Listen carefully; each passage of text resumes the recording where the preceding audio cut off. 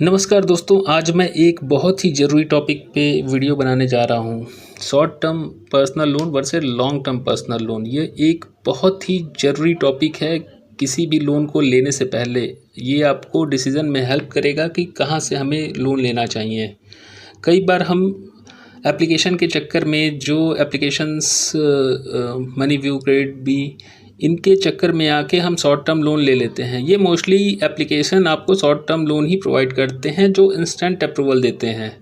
ये लोन का टेन्योर 1 साल, 2 साल, 3 साल या किसी लोन का तो 1 महीने और 3 महीने के लिए भी होता है। तो इतने शॉर्ट टर्म लोन आपको बहुत बड़ी मुसीबत में डाल सकते हैं।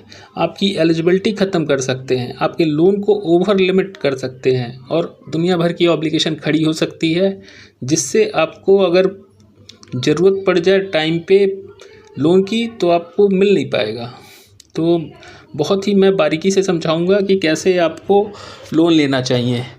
सबसे पहली बात कि जो शॉर्ट टर्म लोन आप लेते हैं तो उसमें क्या होता है कि अगर आपने 1 साल के लिया, 1 लाख रुपए लिया, तो उसमें आपको लगभग इंटरेस्ट उनका काफ़ी हाई होता है, 18%, 20%, 22%। तो आपको 10,000 के आसपास EMI देनी पड़ सकती है।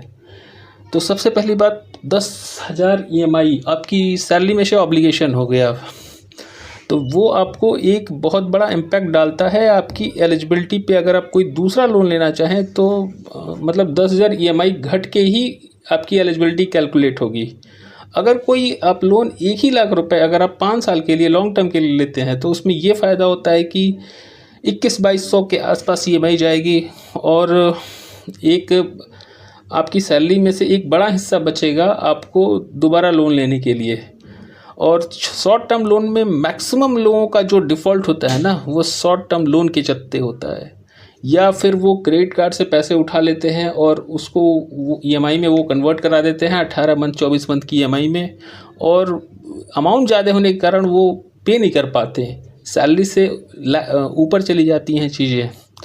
तो आप जो भी लोन का डिसीज़न लो आप, या मल्टीपल लोन चल रहे हो आपके, तो वो आप एक जगह मर्ज करा लो, जिससे आपको पे करने में आसानी होगी, आपको एक लंबा टेन्योर मिल जाएगा।